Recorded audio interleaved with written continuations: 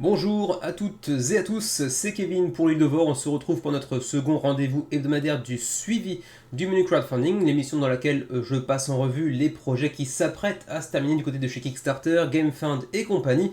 Et je m'aperçois à l'instant même que j'ai laissé des trous dans ma ludothèque parce que bon, il y a certains jeux qui vont s'en aller bientôt, hein, c'est comme ça. Enfin, si je trouve vendeur, ceci dit, de temps en temps, certains jeux quittent la ludothèque, pas forcément ceux que j'aime le moins d'ailleurs. Il y en a un énorme qui va certainement me quitter prochainement alors que je l'adore. Mais bon, c'est un autre sujet. On en parlera, peut-être qu'on en fera une vidéo un jour, peut-être. Allez savoir, ça pourrait être intéressant après tout. C'est un autre sujet pour un autre jour. Quoi qu'il en soit, on va partir directement sur les projets qui s'apprêtent à se terminer, parce que cette semaine, il n'y a pas de projet annulé. Et il y a finalement assez peu de projets qui vont se terminer cette semaine. Donc on est relativement à l'aise, ça devrait être pas très long cette semaine, en tout cas je l'espère. Du coup, on est parti tout de suite avec le suivi des projets.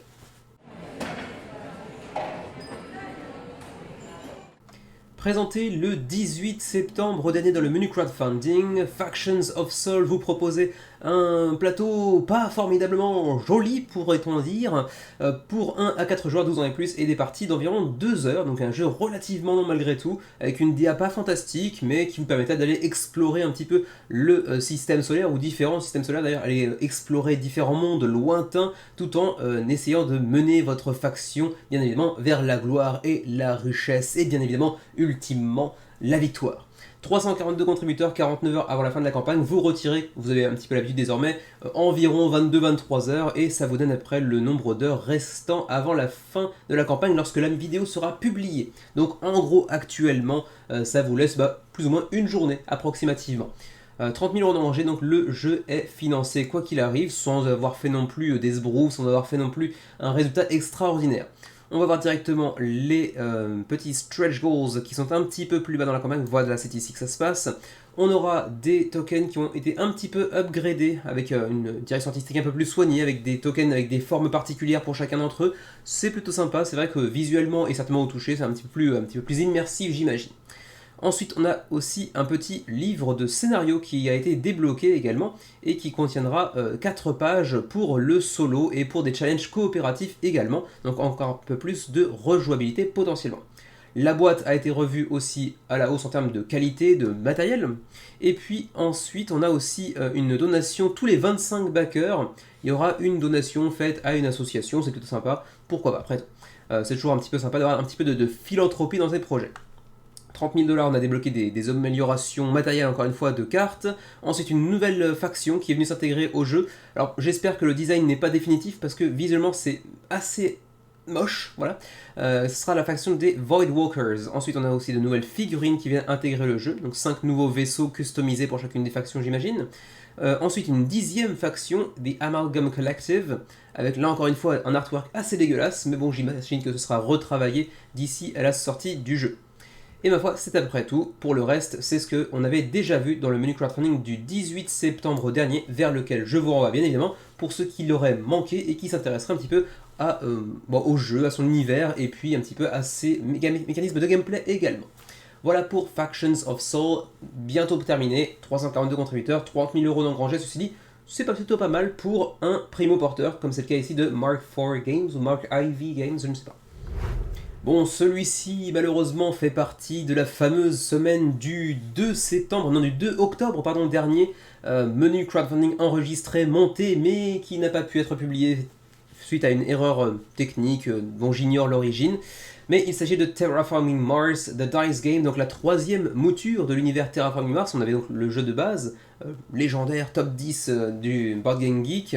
Ensuite, on a eu Ares Expedition, qui était plutôt sympathique également, dans un registre plutôt similaire à Roll for the Galaxy, par exemple, en termes de gameplay, de registre de mécanisme, dirais-je. Et puis finalement, donc The Dice Game, et je dis finalement, alors que c'est certainement pas le dernier opus en question, j'imagine qu'ils vont nous développer un Terraforming Mars pour tous les mécanismes disponibles, y compris de la pose d'ouvrier, du Monopoly Terraforming Mars, allez savoir. Quoi qu'il en soit, 8177 contributeurs à 50 heures de la fin de la campagne, 350 000 € d'engrangés. C'est un très beau résultat, bien évidemment, mais comme je l'avais déjà dit la semaine dernière, quand je l'avais dit dans le menu crowdfunding, qui n'a pas pu paraître du coup, j'avais dit à l'époque que je sentais la semi-déception, le résultat un petit peu mi-figue, mi-raisin, et je pense que ça se confirme. Si on prend le résultat comme ça, brut, 8000 contributeurs à 50 heures de la fin de la campagne, ça veut dire certainement environ 10 000 d'ici la fin de la campagne, et c'est un bon résultat. Mais si on se fie un petit peu aux précédents projets de Stronghold Games par exemple, et plus précisément les projets référents à Terraforming Mars, on va voir que c'est tout de suite moins aguicheur, époustouflant on va dire. Turmoil, donc la dernière extension de Terraforming Mars à ce jour en tout cas, peut-être l'ultime extension, je ne sais pas, avait fait 26 000 contributeurs, c'était énorme. Ensuite on avait aussi la Big Box avec les tuiles 3D qui avait fait 23 500, énorme. Terraforming Mars Ares Expedition, presque 17 000, assez conséquent. Suivi de 3 nouvelles extensions pour Ares Expedition, 12 250, un petit peu moins. Et là donc actuellement, Terraforming Mars Dice Games, qui devrait aller chercher les 10 000 contributeurs, mais je pense pas qu'on ira chercher tellement plus, pour être tout à fait honnête. Donc, beau résultat malgré tout, oui, pour du Kickstarter, c'est vrai, mais c'est vrai aussi que comparativement aux précédentes moutures de Terraforming Mars, on est quand même en deçà assez largement. Et je l'avais déjà mentionné, je crois, dans le suivi la semaine dernière, si je me souviens bien, mais je pense que les dés n'y sont pas pour rien, et c'est le mécanisme principal de cette mouture de Terraforming Mars. C'est un jeu foncièrement euro à l'origine, Terraforming Mars, et quand on y ajoute des dés, ben, les fans de euro, en fait, simplement, sont un petit peu moins joyeux en théorie, peut-être en tout cas. Certains l'apprécient certainement avec les dés ou avec, enfin, avec les dés ou sans plutôt, excusez-moi, mais je pense qu'une partie des fans de la licence sont un petit peu déçus par cette intégration des dés dans un jeu qui, à l'origine, était plutôt stratégique et pas trop basé sur les résultats des dés. Mais au-delà de ça, il y a peut-être une autre raison, c'est peut-être aussi un petit peu de lassitude. C'est vrai qu'on n'est qu'à la 3e mouture, on n'est pas au niveau de certaines séries de films, 6, 7, 8, 9 épisodes, pas forcément toujours pour aller vers le mieux. Mais peut-être qu'il y a aussi un petit effet de lassitude. Une fois qu'on a fait 2 Terraforming Mars, est-ce que le 3e vient véritablement apporter quelque chose de nouveau en termes de sensation de jeu? Bon, avec les dés, oui, certainement, c'est sûr même. Mais est-ce que pour autant, on a envie de se lancer dans un... Comment dire, c'est pas comme dans un film ou une série où vous avez des scénarios, des épisodes qui vont être différents les uns des autres. C'est pas un remake, là, on reste vraiment dans le même univers, on va faire la même chose, mais différemment. Est-ce que ça passionne les gens? Peut-être moins. Ensuite, il n'y avait pas vraiment de stretch goals, mais plutôt des milestones, comme ils appellent ça, donc des nouvelles cartes qui ont été révélées jour après jour, mais c'est pas des stretch goals à proprement parler, donc on va passer assez rapidement. Il y a essentiellement des nouvelles cartes de projet, il y a également quelques nouvelles cartes de corporation, ce qui peut être assez sympa pour ajouter de la rejouabilité là encore, comme ici Lakefront Resorts par exemple. Ensuite, nouveau projet, nouvelle corporation, projet, corporation, projet, corporation. Vous connaissez un petit peu désormais le rythme des parutions jour après jour. Projet, puis corporation. Et puis aussi quand même un nouveau plateau. En fait, le plateau sera double face, avec une face de base en fait, et une seconde face qui correspond apparemment au plateau de Hellas, donc l'une des extensions du jeu d'origine. Donc voilà, encore une fois, une question de rejouabilité, c'est plutôt sympa. Et ma foi, c'est à peu près tout ce que je peux vous dire concernant Terraforming Mars, et malheureusement je ne peux pas vous renvoyer vers un menu crowdfunding parce que c'est celui qui manque. Mais bon, joli résultat, même si honnêtement je pense que pour Stronghold Games, ça paraîtra plus comme une semi-déception. Présenté le 11 septembre dernier, Rise and Fall avait tout pour plaire, et en plus de ça c'était un projet francophone, et bon, ça se passe plutôt pas mal, soyons honnêtes, 1600 contributeurs à 55 heures de la fin de la campagne, c'est tout sauf ridicule, 190 000 € qui plus est, pour un premier projet de Ludicali sur Kickstarter, donc c'est quand même plutôt honorable, soyons honnêtes, mais je pense qu'il y avait moyen d'aller chercher plus de backers que ça. On en a déjà parlé lors de sa présentation dans le menu crowdfunding, donc c'était à l'époque, je viens de le dire, le 11 septembre dernier, puis je crois la semaine dernière qu'on l'a dit également, mais c'est vrai que les différentes offres en termes de, comment dirais-je, de niveau de pledge étaient peut-être un petit peu mal échelonnées, enfin la version la plus intéressante était quand même particulièrement chère pour au final un jeu qui présente un matériel sympa, certes, mais essentiellement des tuiles de carton et pas mal de petits tokens et meeples en bois qui sont plutôt sympathiques, effectivement, au-delà des cartes bien évidemment, mais au final, si on va chercher le pledge qui a du screen print sur les meeples et compagnie, c'était quand même assez chéro, on arrive sur du 125 € pour avoir donc les screen prints sur toutes les meeples. Effectivement, c'est sympa, mais 125 €, c'est pas comme s'il y avait des miniatures, comme s'il y avait un game trace à l'intérieur, etc. Donc quand même, malgré tout, ça faisait quand même assez chéro, soyons honnêtes.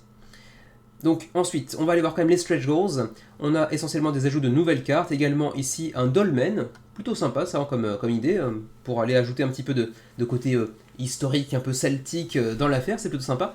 Ensuite, on a pas mal de nouvelles tuiles qui viennent s'ajouter. Ici, par exemple, The Storm Peak, donc en gros le pic montagneux qui est toujours dans les tempêtes, quoi, en gros, dans les éclairs, dans la tempête. Ensuite, on a des augmentations de cartes, enfin des améliorations de matériel au niveau des cartes avec du Black Core, donc un peu plus solide notamment. Nouvelle carte de guild. Ensuite, The Sunken City, donc on pourrait y voir une sorte de parallèle à. J'ai pas dit le mot, l'Atlantide.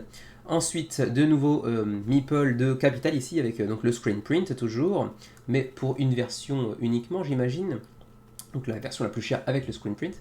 Ensuite, de nouvelles tuiles, The Great Cave, donc une caverne également. Bref, vous voyez un peu le genre. On a de nouvelles tuiles, on a également de nouveaux meeples, toujours avec le screen print, mais j'imagine que ça dépend des versions. Par exemple, ici, vous voyez qu'il n'en a pas. Et ensuite, on va arriver à la fin des stretch goals avec ici le Léviathan, effectivement, quelques bâtiments supplémentaires, des nouvelles cartes. C'est un petit peu le même principe que tout à l'heure avec Terraforming Mars. On est toujours sur amélioration de matériel, ensuite une nouvelle carte, ensuite nouveaux ajouts de pièces de bois, etc. etc. Et ma foi, c'est à peu près tout pour Rise and Fall, avec beaucoup de stretch goals sur les derniers jours qui sont séparés uniquement par 4000 € entre chaque stretch goal, ce qui me fait penser que même eux espéraient certainement avoir plus de backers et donc plus de financement et faire certainement des paliers plutôt vers les 5 ou 10 000 € entre chacun. Je peux me tromper tout à fait, hein, bien évidemment, mais je pense qu'ils s'attendaient peut-être un petit peu plus que ça, mais ça reste malgré tout à fait honorable. On va certainement aller chercher les 1800, 1900 backers d'ici la fin de la campagne, donc quand même, pour Rise and Fall, un jeu que j'aimerais bien essayer à terme, mais que je trouve quand même un petit peu chéro pour ce que ça propose en termes de matériel. On continue tout de suite avec Kingmaker qui avait été lancé le 26 septembre dernier et qui donc fait partie du fameux menu disparu, menu jamais paru, et ça rime. Donc malheureusement on n'a pas de présentation pour le jeu, mais comme j'avais déjà dit la semaine dernière dans le suivi, il s'agit d'un jeu qui vous propose de vivre l'expérience de la guerre des roses en Angleterre, donc au XVe siècle, mais dans une version complètement revue d'un jeu qui existait déjà depuis 1974, qui a connu déjà 2 ou 3 versions, hein, me semble-t-il, et donc la plus récente étant celle-ci de Gibsons apparemment, avec un matériel remis un petit peu au goût du jour, avec une direction artistique un peu plus soignée, même si ça fait encore un petit peu passé, hein, j'ai envie de dire. Le tout pour 12 ans et plus, 2 à 6 heures en fonction du nombre de joueurs autour de la table, et tout ça pour un prix assez costaud aussi. Pour les amateurs du jeu d'origine éventuellement, je ne sais pas si c'était un jeu vraiment très connu, le jeu d'origine, mais en tout cas, force est de constater que c'est plutôt un bon résultat pour Gibson Games, qui fait son premier projet Kickstarter ici, avec 1154 contributeurs, 3 jours avant la fin de la campagne, 100 000 € d'engagés. Est-ce que cet éditeur s'orientera désormais vers justement des titres remis un petit peu au goût du jour, comme c'était le cas ici avec Kingmaker? À voir. Reste que pour l'instant le jeu me paraît pas extraordinaire. Alors certes il a été remis au goût du jour, certes c'est un jeu de guerroiement, de politique, de tactique, d'alliance et de tromperie éventuellement qui peut être relativement intéressant, même si le gameplay, enfin pas le gameplay, mais la DA m'attire pas outre mesure. Même la version revue et corrigée que vous voyez ici à droite comparativement à l'ancienne, certes est plus jolie, mais ça reste quand même assez quelconque, assez vieillot finalement. Ça m'attire pas outre mesure, mais je comprends l'intérêt quand même des joueurs qui ont un petit côté un petit peu nostalgie aussi, et puis qui apprécient tout simplement les jeux de ce genre-là, de contrôle de territoire, de guerroiement, d'alliance, de pactes rompus, etc. etc. Y avait-il des stretch goals? Ça j'ai oublié pour celui-ci de checker tout à l'heure, donc on va aller voir ensemble. J'ai pas l'impression qu'il y ait des stretch goals, donc a priori non, on va pouvoir passer directement au projet suivant. Donc voilà pour Kingmaker. 3 jours avant la fin de la campagne, 1154 contributeurs, 100 000 € d'enjeu, c'est pas si mal. Celui-ci aussi, me semble-t-il, avait été dans le menu disparu, le menu non paru, 2070, une nouvelle BD dont vous êtes le héros par Van Ryder Games, qui est connu notamment pour Final Girl, qui avait fait un énorme succès, mais qui est connu aussi pour ses BD interactives, dont ils ont fait déjà 4 ou 5 moutures, me semble-t-il. Et c'est la nouvelle ici, 2070 pour 1 à 4 joueurs en coopération. Et ça marche pas terrible, et plus ils font des BD dont vous êtes le héros, moins ça marche du côté de chez Van Ryder Games. Il y a peut-être une réflexion à avoir du côté de cette proposition de BD interactive, parce que pour l'instant ça marche de moins en moins bien. On va voir ça rapidement. Les premières qui devaient être par ici, voilà, donc on avait eu du 3800, 800, 1900, ce qui était encore pas mal. Ensuite, on en avait eu encore ici 1600, 1400, 1400. Et là, on va être actuellement à 440. Alors peut-être que c'est seulement celle-là qui vraiment ne prend pas. Je l'avais déjà dit dans le suivi la semaine dernière, mais la direction artistique est assez... Voilà, assez très très très moyenne. Soyons honnêtes, c'est assez vilain. Et comme c'est une BD dont vous êtes le héros, c'est un petit peu la base quand même d'avoir une belle direction artistique. Alors peut-être que c'est aussi du work in progress comme on dit en anglais, hein. Peut-être que c'est encore un travail qui va être repaufiné, qui va être, comment dirais-je, amélioré au fur et à mesure des mois bien évidemment. Pour l'instant l'état c'est pas fameux, mais bon, 440 contributeurs 3 jours avant la fin de la campagne. Et qui plus est, c'est pas disponible en français, donc pour une BD interactive, une BD dont vous êtes le héros, c'est un petit peu gênant aussi. Encore un jeu qui était théoriquement présenté dans le menu crowdfunding du 2 octobre, mais qui n'a donc pas vu le jour. Il s'agit de Temple of Horrors pour une deuxième version de chez Gyokix, l'éditeur italien qui me fait penser au gnocchi, et je l'avais déjà fait celle-là la semaine dernière, mais ça me ne quitte pas, que voulez-vous, ça ne me quitte pas. Temple of Horrors 2.0, c'était donc un dungeon crawler avec un aspect assez original d'adresse, dans le sens où les combats vont se dérouler sur une piste sur laquelle vous allez vous allez envoyer valdinguer des cubes, et en fonction de l'endroit où ils se positionnent en fin de parcours, vous allez faire plus ou moins de dégâts ou plus ou moins de points de protection vis-à-vis des attaques adverses. Voilà, donc c'est pas forcément mon truc, et j'avoue que le dungeon crawler, qui est déjà pas mon genre préféré, même si je l'apprécie, mêlé à de l'adresse que j'apprécie pas des masses, les deux mêlés ensemble, vraiment, je trouve ça assez étrange. Mais bon, 450 contributeurs, c'est financé, avec près de 40 000 € d'engrangés. Bon, ça va pas faire, ça va pas faire date, ça va pas laisser des souvenirs impérissables dans l'historique de GameFound, mais bon, c'est financé au moins. Pour les stretch goals, on en avait quand même déjà un paquet, alors ça n'a pas bien chargé, donc on va essayer de recharger la page rapidement pour en avoir le cœur net. Ouais, c'est bien ça, là cette fois ça a chargé. On aura donc le linen finish, donc la finition en quadrillage, c'est le linen finish, moi je sais pas comment dire en français. À l'origine je dis que c'était d'une finition au lin, alors en fait c'est écrit lin en anglais, mais ce n'est pas du lin apparemment. Ensuite les plateaux plus épais, ensuite l'insert en plastique pour ranger et déballer plus facilement. Ensuite on a de nouveaux héros, le moine par exemple, ou le ranger, le bard également. Ensuite on a également de nouvelles pas des miniatures, mais des ressources qui ont été un petit peu améliorées. Et puis également des tuiles de donjons revues un petit peu à la hausse avec une taille un petit peu plus conséquente, de nouvelles cartes de boss, et ainsi de suite. On en reverra certainement quelques-uns des stretch goals supplémentaires d'ici la fin de la campagne. Voilà pour Temple of Horrors 2.0, auquel il reste 3 jours avant la fin de la campagne, donc 2 lorsque vous verrez cette vidéo. Celui-ci, je ne sais même plus si je l'ai présenté, et si c'est pas fait, c'est pas trop grave, ça fait partie de ces très nombreux print and play en roll and write. Cette fois-ci c'est Dice and Divination, un petit jeu qui nous vient de Provo. Alors c'est où ça d'ailleurs, Provo? Tiens, allez, j'ai fait une petite boulette, on va revenir ici. Alors ça nous vient donc de Madison Anderson, donc c'est le premier projet Kickstarter, et ça vient de l'Utah, d'accord, donc aux États-Unis. Et pourtant on a une langue polonaise débloquée et une langue espagnole également. L'espagnol, ça pourquoi pas, il y a quand même beaucoup d'hispanophones aux États-Unis, mais le polonais, allez savoir. Quoi qu'il en soit, 200 contributeurs pour 3 jeux en 1. Voilà, ici hein, avec tout un thème autour de l'astrologie, on va dire, avec les lignes de la main, les signes astrologiques, etc. Je crois qu'il y a plus que ça, il y a peut-être même 5, oui c'est 5 jeux, excusez-moi. 5 jeux autour de l'astrologie avec du roll and write. Pourquoi pas, c'est un thème assez original pour une direction artistique qui ne l'est pas moins.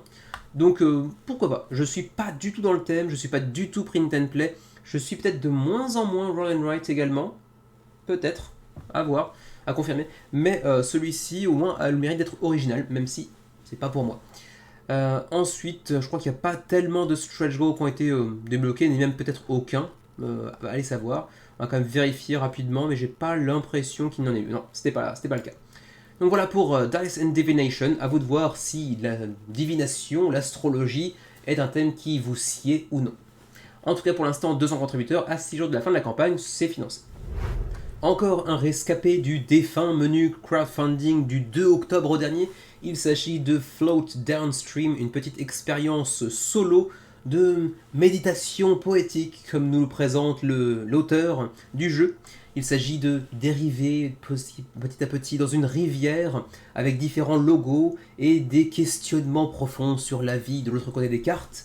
et au bout d'un moment, il va falloir choisir certains embranchements, et si vous chopez trop de petits logos plus que vous voyez ici, c'est la fin de votre parcours, mais vous aurez passé un moment de réflexion intense sur l'existence et sa vacuité. Quoi qu'il en soit, y avait-il des stretch goals? On finit de déconner, hein, on va quand même aller voir s'il y a des stretch goals. J'ai pas souvenir qu'il y en ait eu. Si, il y en avait pourtant. Le jeu est financé. Il y a une petite extension en print and play aussi, qui s'appelle comment d'ailleurs? Float Amidst the Stars. Ok, cette fois-ci ça passera plutôt dans le ciel étoilé. Tout ça est très poétique. Et je crois que c'est à peu près tout. Oui, c'est tout en termes de stretch goals. Donc voilà pour Float Downstream, 111 contributeurs attirés par cette petite expérience solo à la direction artistique très étrange, très unique, mais pourquoi pas après tout. Il reste près d'une semaine, donc vous avez encore un petit peu de temps pour vous pencher dessus, mais pour l'instant pas de version francophone pour Float Downstream. Y a-t-il des contributeurs en France à tout hasard? Non. C'est toujours étonnant de voir que parfois sur certains projets, il y a plus de backers italiens, hollandais, norvégiens, irlandais, finlandais que de français. Je suis toujours étonné. Mais bon, après tout, ce n'est peut-être pas une fin pour les Français. Les Français ne sont pas des poètes, que voulez-vous? Si, en fait, mais peut-être pas ce genre de poésie-là. Que sais-je. Voilà pour Float Downstream. Oh ben ça alors, encore un jeu qui devait être présenté dans le menu crowdfunding du 2 octobre et qui ne l'a pas été. Materia Prima pour l'extension The Inquisition qui vous donne aussi l'opportunité d'aller prendre une réimpression du jeu d'origine bien évidemment. C'est un jeu qui est désormais pour 1 à 6 joueurs grâce à l'extension, parce qu'à l'origine c'était pour 2 à 4 si je me souviens bien. Donc on a maintenant du solo, on a aussi jusqu'à 6 joueurs, et je crois qu'on a aussi maintenant une facette un petit peu coopérative avec une campagne si je me souviens bien. Tout ça pour des parties d'environ 90 minutes. 258 heures. C'est pas la folie. À 7 jours de la fin de la campagne, il reste encore un petit peu de temps, 15 000 € d'engrangés, donc c'est presque financé, mais vous le voyez, ça ne l'est pas encore. Pas de version francophone, alors que c'était le cas pour le jeu d'origine. Bon, il y a quand même quelques petits signes d'alerte un petit peu partout dans cette campagne. Bon, ça devrait pouvoir financer malgré tout, mais si vous allez voir ici, Materia Prima, premier du nom, c'était en français, et il y avait 523 contributeurs. Actuellement 221 contributeurs, d'ici la fin de la campagne on devrait être vers 400-450, mais certainement un petit peu moins que le jeu d'origine. Et bon, ça reste bien évidemment une théorie qui est subjective, qui est potentiellement erronée. Hein, vous me direz si vous en avez une différente de la mienne, mais je l'ai déjà évoqué à plusieurs reprises. Selon moi, quand une campagne pour extension ou pour une réimpression d'un jeu fait un résultat moins convaincant que la première campagne, c'est que le jeu d'origine n'a pas spécialement tellement convaincu, n'a pas fait marcher tellement le bouche à oreille derrière, ou alors potentiellement que les prix sont un petit peu pétés ou que l'offre de la nouveauté ne convainc pas tellement. Ça peut être aussi ça. Mais en tout cas, j'ai rarement entendu parler de Materia Prima, je crois. Oui, c'est ça, Materia Prima. Donc, et en l'état, bien évidemment, pas de stretch goals puisque le projet n'est pas encore financé. Donc ça aussi, c'est une raison supplémentaire pour, malheureusement, peut-être s'en éloigner un petit peu et éventuellement espérer une nouvelle tentative d'ici quelques temps en espérant charmer un peu plus de monde. Voilà pour Materia Prima. Bon, vous connaissez à connaître la chanson. Je présentais théoriquement le 2 octobre, mais malheureusement pas présenté parce que la vidéo n'a pas pu être mise en ligne. Voilà, hein, je vais continuer à bader encore pendant quelques semaines jusqu'à ce que tous ces projets disparaissent petit à petit. Il s'agit ici de Draft and Write Records, un petit jeu sur la thématique de musique qui a attiré pour l'instant 800 contributeurs. Ça nous vient de Corner McGoey de chez Inside Up Games, qui a déjà pas mal de projets dans sa besace. Plus ou moins convaincants, certains oui, certains beaucoup moins. On avait eu par exemple Gorus Maximus qui à l'époque avait fait quand même 2245 contributeurs, c'était quand même pas mal pour un jeu de ce type-là. On avait eu Summit qui avait plutôt pas mal marché, mais plutôt progressivement au fur et à mesure des extensions. Ensuite, on avait eu par exemple, oui, bien évidemment, Earth qui avait super bien marché l'année dernière sur Kickstarter avec plus de 10 000 contributeurs. Block Key, c'était pas mal également, et on a eu des campagnes un petit peu plus anecdotiques avec 700, 500 contributeurs, 300 contributeurs, etc. Inside Up Games, pour le coup, avec Draft and Write Records, je galère un petit peu sur celui-ci, Draft and Write Records, va faire un entre-deux. On va dépasser les 1000 contributeurs, je pense, d'ici la fin de la campagne, mais ce sera pas extraordinaire. On va essayer de monter un groupe musical et lui faire une tournée internationale pour 1 à 6 joueurs, des parties entre 30 et 60 minutes, relativement accessible, relativement familial, avec des règles relativement faciles à prendre en main, avec un petit mode solo qui plus est, une direction artistique dont je suis pas fou, pour être tout à fait honnête. mais la thématique me rappelle des souvenirs. Pour tout vous dire, je ne sais pas si je l'ai déjà dévoilé sur la chaîne, j'ai un proto qui dort dans mon PC depuis plus d'un an, sur lequel j'avais bossé avec un compagnon créateur marseillais. Je crois pas qu'il soit abonné à la chaîne, il n'est pas très Kickstarter. Mais il faudrait qu'on reprenne un jour ou l'autre. C'est pas du tout le même genre de jeu, mais ça partageait une thématique assez similaire. On verra si un jour on trouve le temps, la motivation, l'énergie de reprendre. C'est toujours un petit peu difficile de reprendre sur un projet qui a été mis en pause pour une durée assez longue. Mais bon, on verra bien. Peut-être qu'un jour on s'y remettra, peut-être qu'un jour on fera une campagne, allez savoir. Je sais pas. Faut être ambitieux, mais quand même, je sais pas. Je suis quand même particulièrement occupé ces derniers temps, mais pourquoi pas. Ce serait dommage de laisser ça quand même pourrir. D'autant qu'il y a quand même 1, 2, 3 protos qui dorment tranquillou dans mon PC. Bon, on verra bien un jour. Ensuite, allons voir s'il y avait des stretch goals. C'était le cas. Les stretch goals sont ici. Ils sont pas tellement bien présentés. On n'a pas de... Ah si, c'est marqué ici, en tout petit, stretch goals, ok. Bon, equipment upgrades, effectivement, on pourrait comprendre que le petit jeu de mots veut dire que c'est des stretch goals, mais c'est pas évident. On a un insert en plastique, qui n'a pas l'air extraordinaire, mais qui a l'air de faire le job, c'est tout à fait suffisant. Ensuite, on n'a pas encore débloqué ce que vous voyez ici, hein, il y a encore un cadenas, mais on aurait potentiellement une petite amélioration de matériel avec des cartes un peu plus épaisses, et peut-être l'ajout de crayons de couleur. Bon, ok, c'est pas forcément... ça vient pas casser 3 pattes à un ornithorynque tétraplégique de Nouvelle-Guinée. Mais bon, 792 contributeurs 7 jours avant la fin de la campagne, c'est donc la dernière fois qu'on le voit dans le suivi du menu crowdfunding. Présenté le 25 septembre dernier dans le menu crowdfunding, je crois qu'à l'époque c'était mon coup de cœur de la semaine si je me souviens bien, ou si ce n'était pas le cas, c'était pas loin. Il s'agit de Age of Comics The Golden Years, un jeu qui a pour thématique les comics américains à l'époque de l'âge d'or des comics, donc dans les années 50, 60 environ, à l'après-guerre. 140 000 euros d'engrangés, 2650 contributeurs à une semaine de la fin de la campagne. Autant vous dire qu'ils ont fait parler la poudre. Très belle campagne de Lirius Games, premier projet de cet éditeur italien, à saluer vraiment, avec en plus de ça une version francophone disponible. On est sur un jeu qui devrait très bien marcher, même post-campagne, donc en boutique. Il va se trouver son chemin en boutique, c'est une certitude. Très jolie campagne, avec un thème vraiment respecté et vraiment bien implémenté dans le jeu, donc vraiment charmant. Même si la direction artistique ne plaira pas forcément à tout le monde, ça a ce petit côté un peu vieillot, mais là aussi, c'est plutôt thématique. C'est relativement ergonomique. Il y a pas mal de mécanismes qui viennent s'imbriquer les uns aux autres de manière relativement efficace. Et pour ceux qui voudraient en apprendre un peu plus, je vous renvoie bien évidemment vers le menu crowdfunding du 25 septembre dans lequel je l'avais présenté, et également dans lequel j'avais mentionné la vidéo de notre ami Nix, ici, qui vous parle un petit peu des règles en français, ainsi que de son avis un peu plus fourni sur le jeu, qu'on ne peut le faire dans le menu crowdfunding, qui n'est pas vraiment un format dédié à une présentation détaillée des règles d'un jeu. Mais en tout cas, si vous ne vous y êtes pas encore intéressé, penchez-vous sur le cas de Age of Comics The Golden Years. Très sympa petit projet italien qui marche très fort. Ils ont quand même bien dépoté, hein, parce que bon, 2650 contributeurs à 7 jours de la fin de la campagne, c'est pas rien. Je serais curieux de voir quel sera le score à la fin de la campagne. Je pense qu'on ira chercher les 3300, 3400 quand même, ce qui est assez conséquent pour une première campagne Kickstarter, surtout sur une thématique qui peut être développée avec des extensions par la suite, voire même avec d'autres thématiques, d'autres jeux à une thématique un peu similaire comme Age of Manga par exemple, pourquoi pas. Age of BD française, Age of BD belge. Ouais, on va s'arrêter là, mais vous voyez un petit peu l'image. On va quand même, avant d'oublier, parce que j'ai failli oublier pour le coup, aller voir les stretch goals s'il y en a. J'ai un petit peu oublié pour celui-ci également s'il y avait des stretch goals, mais je crois que c'était le cas.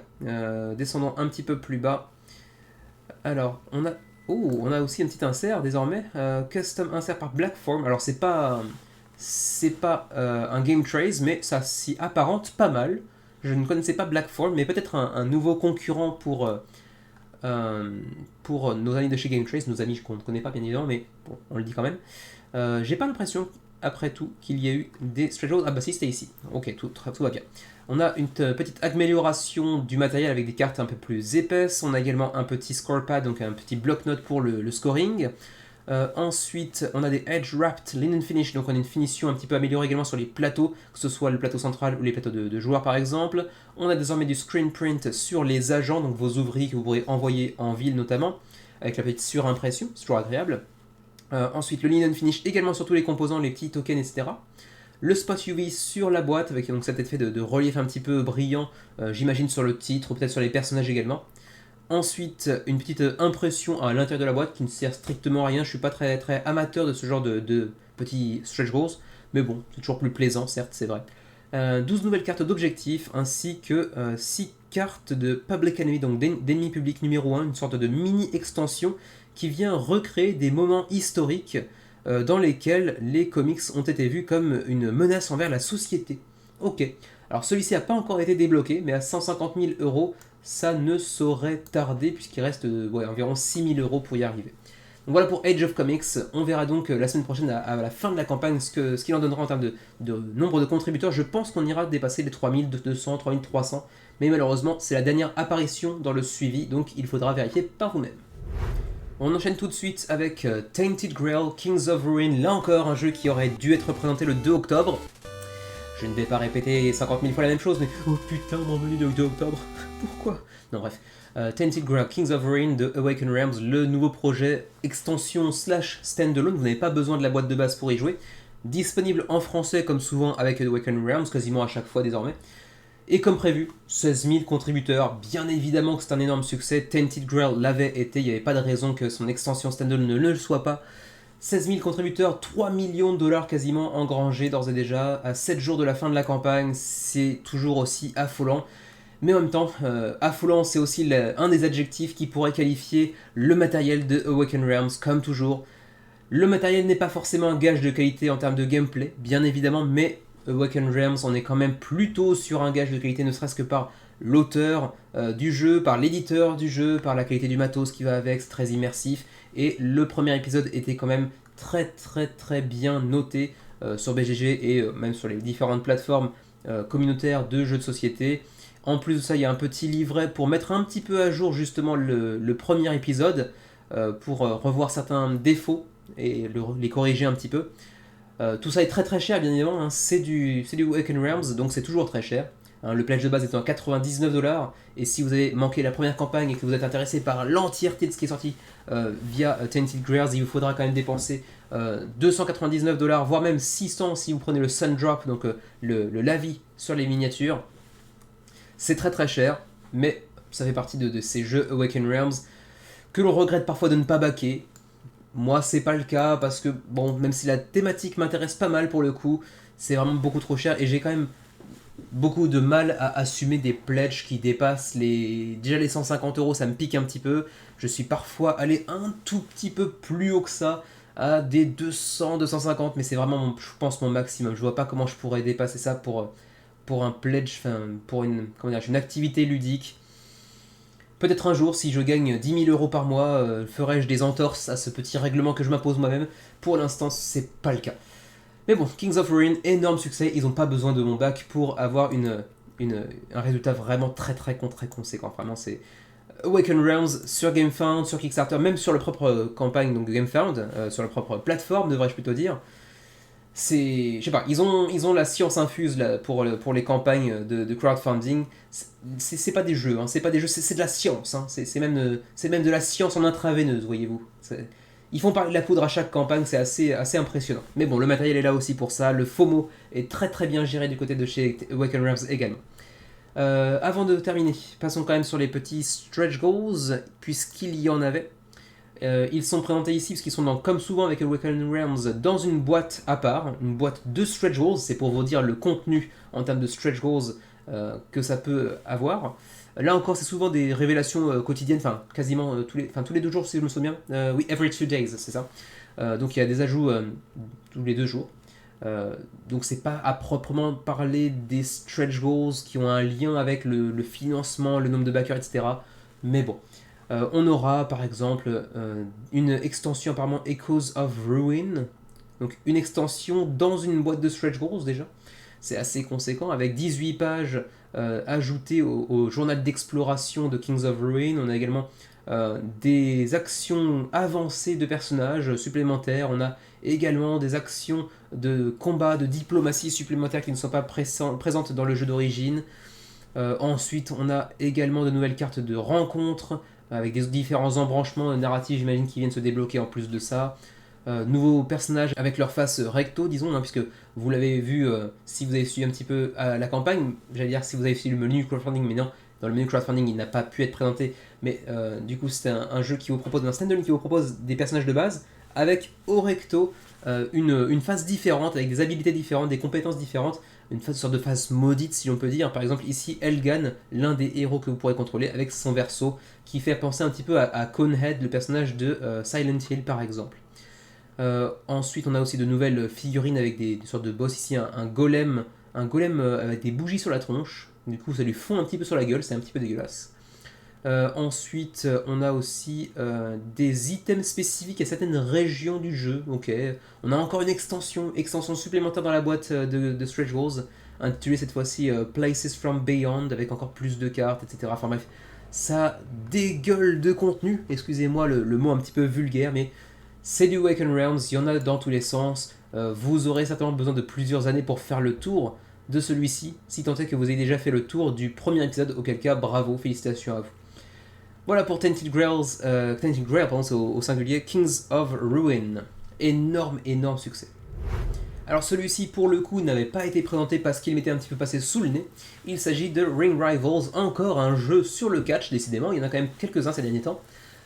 Donc 185 contributeurs, 4000 € d'engrangés sur 3500 nécessaires environ. 8 jours avant la fin de la campagne, ça devrait aller chercher les 200, 250 approximativement. C'est un projet qui nous vient de Londres en Angleterre, c'est leur deuxième projet hein, à OB Games. Qu'est-ce que c'était leur premier d'ailleurs? J'ai jamais... Next Goal Wins, donc un jeu de football, tiens donc. Je ne l'avais pas du tout vu. 390 contributeurs, c'était passé assez inaperçu mine de rien. Mais bon, je vais m'abonner quand même par curiosité. Et donc Ring Rivals vous propose donc une expérience de catch qui en plus de ça a une direction artistique plutôt pas vilaine, avec chacun des personnages qui auront leurs propres compétences, avec les figures aériennes, les soumissions, les jets et strikes. À quoi ça correspond? C'est juste les coups j'imagine peut-être? La puissance des coups. Et donc chacun des personnages aura ses propres compétences, ses propres spécificités, et il faudra bien évidemment être le dernier sur le ring à envoyer votre adversaire au tapis, bien évidemment. Voilà, ça a pas l'air vilain. En plus, c'est pas très cher, on est sur du 20$ la copie. Bon, c'est un petit jeu relativement portable qui plus est, accessible, 10 ans et plus, 15 à 45 minutes la partie. Vous me direz ce que vous en pensez. En l'état, il y a 8 catcheurs, avec 48 mouvements au total, donc du coup ça fait 6 mouvements par catcheur si mes tables des multiplications sont correctes. 12 mouvements finaux, donc les killing moves quoi, en gros, hein, les mouvements, les figures de fin de combat. Et puis après il y a quelques autres petits ajouts en termes de matériel par-ci par-là, mais rien de très extraordinaire. Pour une campagne passée un petit peu inaperçue, ça n'a pas l'air vilain, franchement. Vous me direz ce que vous en pensez, si vous êtes amateur de catch, ce qui n'est pas spécialement mon cas, mais Xavier un peu plus, on verra bien. 8 jours avant la fin de la campagne, ce qui veut dire qu'on les reverra une dernière fois la semaine prochaine, puisque il restera à ce moment-là un jour avant la fin de la campagne pour Ring Rivals. Vous l'avez compris, avec Ring Rivals, on entre dans les projets qui apparaîtront une dernière fois dans le menu crowdfunding la semaine prochaine, dans le suivi du menu crowdfunding, pardon, la semaine prochaine donc. Du coup, on va pouvoir passer les stretch goals, puisqu'on les verra la semaine suivante. Donc on commence tout de suite avec Dungeon Bra, qui nous vient celui-ci de Hollande, de La Hague, et de Sky Castle Studios, dont c'est le premier projet, et mine de rien, 1770 contributeurs, c'est pas rien pour un premier projet, ils ont plutôt fait parler la poudre, vraiment, à l'emporte-pièce, ils vont aller chercher certainement les 2200 contributeurs d'ici la fin de la campagne à mon avis, et c'est un projet de deck crawler, c'est pas un dungeon crawler, enfin c'est un dungeon crawler mais avec un deck de cartes, il n'y a pas de tuiles, de pièces à aller explorer, etc. Mais le tout dans un univers très burlesque, très comment dire, grotesque si je puis dire, avec pas mal d'humour également. Donc à vous de voir si vous êtes un petit peu amateur de l'univers dungeon crawler, mais tout en acceptant l'humour qui peut aller avec, alors que je vois que la campagne m'appelle. Kevin, qu'est-ce qui se passe? Battle Kevin and his monsters. J'ai un petit peu une sale gueule, mais c'était un lendemain de cuite, faut m'excuser. Ensuite, on va tout de suite pas du tout passer aux stretch goals, parce que je viens de le dire à l'instant que les stretch goals, pour les projets qui ont plus de 8 jours avant la fin de la campagne, on les reverra la semaine prochaine. Du coup, ce sera pour la semaine prochaine, gain de temps pour cette semaine. Dungeon Bra, vous me direz ce que vous en pensez, et vous me direz ce que vous pensez de mon apparition dans la campagne, bien évidemment. 1570 contributeurs, 8 jours avant la fin de la campagne pour Dungeon Bra. Alors celui-ci, pour le coup, on l'avait présenté, c'était dans le menu crowdfunding du 25 septembre dernier, Et bon, je pense que c'est pas, ça reste assez transparent dans ma présentation de l'époque que c'est pas un jeu pour moi. Hot Potatoes, pas de version francophone, c'est un jeu d'ambiance pour 2 à 5 joueurs, 20 à 60 minutes la partie, 14 ans et plus. 395 contributeurs si on arrondit, à 9 jours de la fin de la campagne, 21 000 euros d'engrangés. Bon, ça a financé assez facilement, mine de rien. Il y a quand même une petite allusion à Sangoku, donc tout n'est pas perdu dans ce jeu. Mais bon, on est sur un jeu qui se veut un petit peu transgressif. Pas subversif pour un sou, mais transgressif. Du coup, bon, ils se font plaisir. C'est un petit jeu d'ambiance, pourquoi pas. Voilà. Vous me direz ce que vous en pensez, on en reparlera une dernière fois la semaine prochaine, mais bon, c'est financé avec 400 contributeurs. Présenté la même semaine, donc là encore le 25 septembre dernier, Talking Hearts Couples Edition, un petit jeu qui vous permet de vous poser des questions en amoureux, 200 questions, donc pour aller favoriser la communication au sein du couple, avec également aussi une petite extension After Dark pour vous poser des questions et vraiment des challenges un petit peu coquins. Autant vous dire que c'est un type de jeu qui existe déjà, on en a vu des milliers et des cents. Je ne vois pas très bien l'intérêt d'en proposer un nouveau. Peut-être que les questions sont plus sympas, peut-être qu'elles sont mieux formulées, peut-être qu'elles invitent plus à la communication, mais non, c'est pas pour moi. Vous me direz ce que vous en pensez pour Talking Hearts éventuellement, mais de toute façon, pas de version francophone pour un jeu qui se base sur des questions, c'est un petit peu gênant, à moins que l'un des deux comprenne et pose les questions en traduisant à l'autre, pourquoi pas.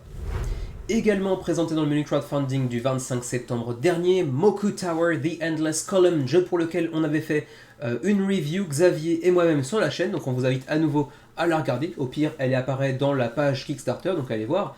353 contributeurs, près de 30 000 euros d'engrangés, parce que oui, bon, les pledges sont chers, donc ça donne une somme assez conséquente malgré un nombre de contributeurs relativement modeste. À 9 jours de la fin de la campagne, bon, je pense de toute façon, on les reverra la semaine prochaine, bien évidemment, mais je pense qu'on peut aller chercher 450, voire même 500 contributeurs pour ce projet qui nous vient du Japon, même si l'auteur lui-même est hongkongais. C'est un jeu d'adresse, hein, bien évidemment, où vous allez faire des tours de morceaux de bois, en fait, tout simplement. Vous allez faire des tours avec des morceaux de bois très anguleux sur lesquels vous allez devoir poser une pierre, puis une autre, puis une autre, puis une autre, en fonction de certains prérequis qui seront indiqués sur des cartes. C'est plutôt sympa si on aime les jeux d'adresse et d'ambiance, ce qui n'est pas notre cas malheureusement ici, mais ça reste un jeu relativement agréable, même si j'aurais plutôt tendance à dire 2-3 joueurs plutôt que jusqu'à 6, comme c'est potentiellement possible sur Moku Tower. On les retrouve la semaine prochaine. D'ici là, auront-ils franchi les 400? Je pense que oui.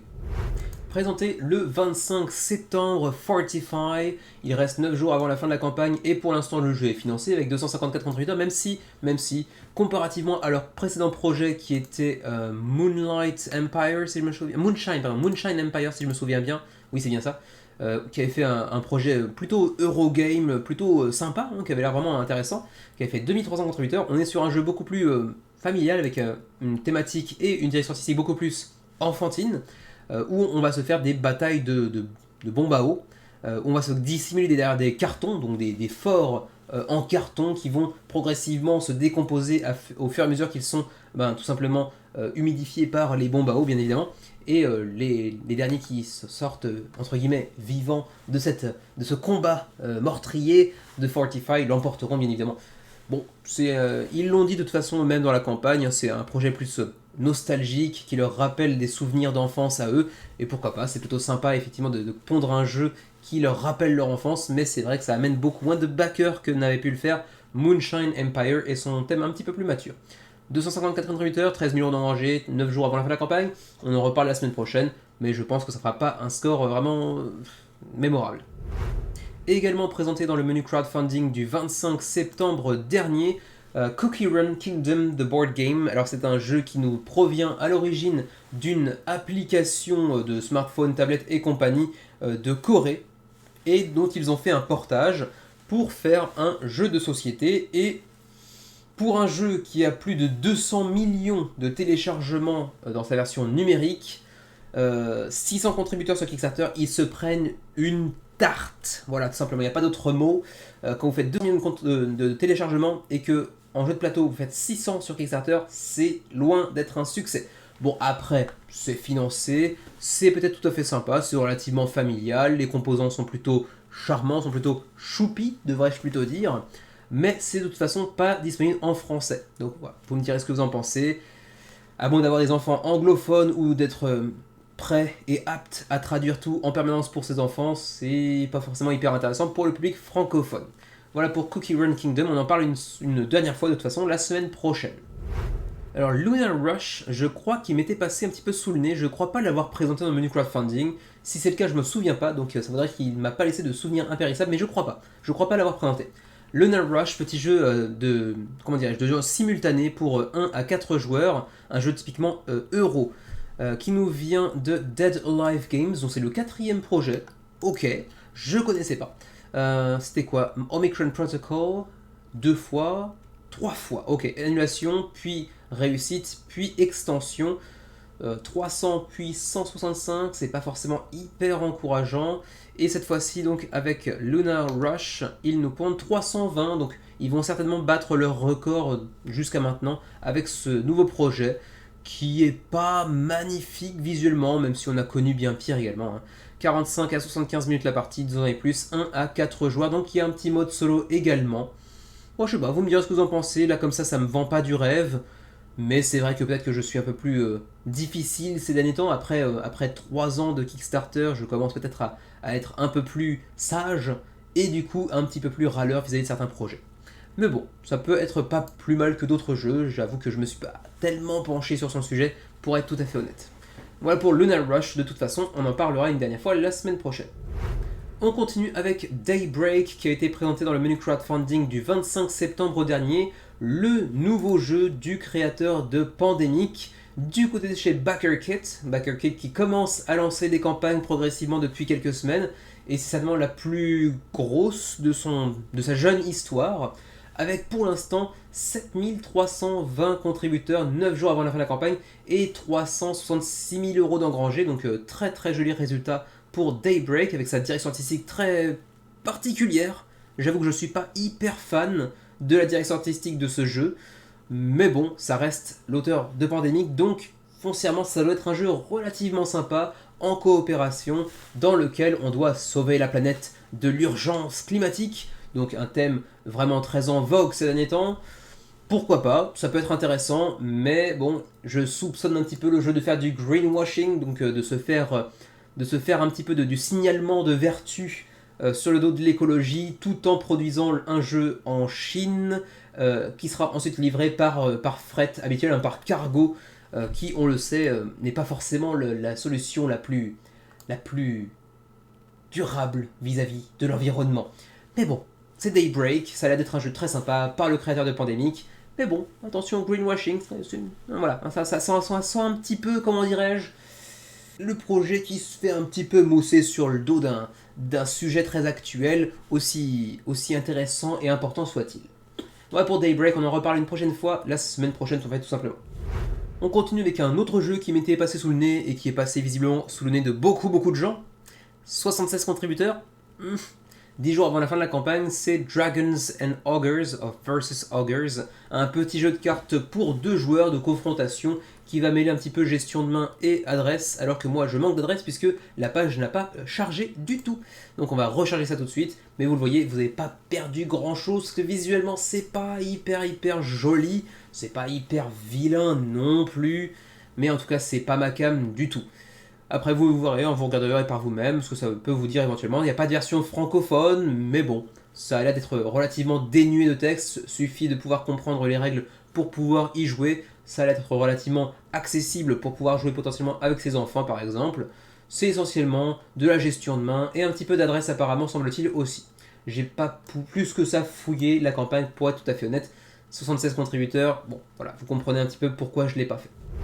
Encore un projet présenté dans le menu crowdfunding du 25 septembre dernier et dont j'attendais bien plus que ça pour être tout à fait honnête. 11 000 € d'engrangés et près de 190 contributeurs pour Majesty of Dragons à 10 jours de la fin de la campagne. C'est pas terrible du tout pour un jeu qui, si on en croit les différents retours, avait l'air plutôt sympa, avec des mécanismes assez intéressants pour un jeu à 2 joueurs assez stratégique, avec plusieurs chemins vers la victoire, avec une direction artistique plutôt soignée, plutôt jolie, même si très classique, soyons honnêtes. J'avoue que 200 contributeurs, bof quoi. C'est... Ouais non, il n'y a pas à chier contre un radiateur, c'est pas extraordinaire. On en parlera la semaine prochaine de toute façon, mais j'attendais quand même bien mieux de Majesty of Dragons.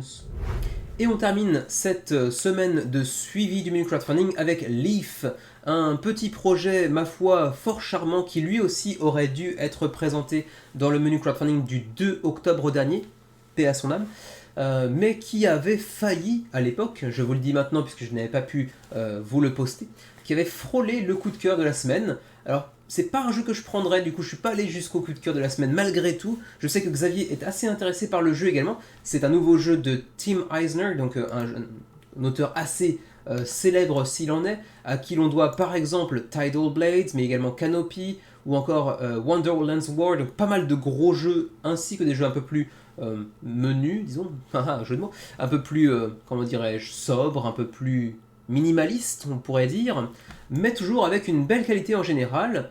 Et cette fois-ci, donc, il nous revient avec Leaf, un jeu avec une thématique de forêt, avec des feuilles que vous allez essayer de connecter. Donc vous allez essayer de connecter les pointes de toutes les feuilles, et à chaque pointe connectée avec une autre feuille, vous donnera une action supplémentaire. Donc au début de partie, vous allez peut-être potentiellement connecter 2 feuilles, comme ici, et ça vous donnera 2 actions. Et en fin de partie, si vous réussissez par exemple à connecter ici 1, 2, 3, 4, 5, 6, 7, 8 pointes de feuilles, vous pourrez avoir potentiellement par exemple 8 actions. Donc c'est vachement plus conséquent et c'est assez intéressant de ce point de vue-là, et c'est assez innovant, j'ai jamais vu ça jusqu'à maintenant. 2 à 4 joueurs, 30 à 45 minutes, 10 ans et plus. En plus de ça, ça en fait un jeu très facile à sortir, moins d'1 heure. Un matériel relativement charmant, même si la version de base, bon, c'est un peu cheap au niveau des tokens, c'est vrai. Mais si on va chercher l'édition un petit peu deluxe, on a même les feuilles en bois, assez épais qui plus est, avec des petits tokens en bois, eux aussi un petit peu plus charmants. Le tout a l'air d'être relativement sympa, avec des mécanismes assez intéressants de gestion de ressources un petit peu également, et puis chacune des feuilles de couleurs et de leur forme également, chaque forme ou chaque couleur va vous donner un effet différent également. Donc si vous ajoutez par exemple une feuille, attendez, je vais essayer de retrouver les couleurs pour que ce soit un peu plus parlant, parce que bien évidemment j'en avais parlé dans la présentation du jeu, mais comme vous n'avez pas pu la voir, par exemple, si vous posez une feuille verte, eh bien, ça vous donnera l'occasion de piocher une nouvelle carte. Ensuite, si vous mettez une nouvelle feuille jaune, ça vous permettra de gagner des tokens de soleil. Ensuite, les oranges vous permettront d'aller appeler des animaux de la forêt vers vous, les attirer vers vous. Bref, chacune des couleurs va avoir une action différente qui vous est offerte. Par exemple, ici, avec les rouges, faire pousser des champignons sur le sol de la forêt automnale, on va dire. Et donc de ce point de vue-là, c'est assez intéressant. Les formes des feuilles, la couleur des feuilles, les différents chemins, enfin les différents chemins, c'est pas les différents chemins vers la victoire, mais les différentes ressources qui peuvent vous donner des points pour éventuellement chercher la victoire en fin de partie. Tout ça est assez intéressant et assez charmant, avec une thématique assez sympa, même si j'avoue que, comme je l'avais dit à l'époque, même si vous n'avez pas pu le voir, je suis un petit peu moins fan de la direction artistique pour ma part. Mais bon, c'est tout pour Leaf. On en reparle de toute façon une dernière fois la semaine prochaine dans le suivi du menu crowdfunding pour aller voir un petit peu où ils en seront en termes de contributeurs, et puis également ce qui lancera des potentiels stretch goals, même si pour le coup j'ai pas checké parce que de toute façon il n'y en avait pas besoin pour aujourd'hui. Et ma foi, c'est à peu près tout pour cette semaine en termes de suivi du menu crowdfunding. 1 heure d'enregistrement, donc ça devrait faire environ 45 minutes, donc finalement je reste plus ou moins toujours dans la même fourchette de 40-45 minutes pour le suivi. Mais bon, ça marche plutôt bien comme ça. Sur ce, eh bien écoutez, on se retrouve très prochainement. Je pense qu'on va sortir une vidéo qui a été tournée il y a quand même déjà 2-3 mois, mais qu'on a voulu sortir en même temps que la sortie du jeu en version francophone. Donc peut-être dans 2-3 jours, vous aurez une nouvelle vidéo. Sur quel jeu le saurez-vous? Il est derrière moi, enfin caché là, juste derrière moi, mais vous ne le voyez pas en général. Vous allez peut-être voir une partie comme ça, c'est très blanc, c'est pas très parlant. Ouais, vous avez un petit peu. Allez, quoi qu'il en soit, on se retrouve de toute façon, peut-être avec ce jeu-là dans 2-3 jours, mais peut-être également, certainement d'ailleurs, dans le menu crowdfunding de dimanche prochain, bien évidemment, comme d'habitude, à moins d'un souci technique, mais là je pense que j'ai trouvé l'origine et ça devrait aller. Allez, sur ce, trêve de bilvesée, je vous laisse ici pour aujourd'hui. Portez-vous bien, jouez bien également, et à la prochaine.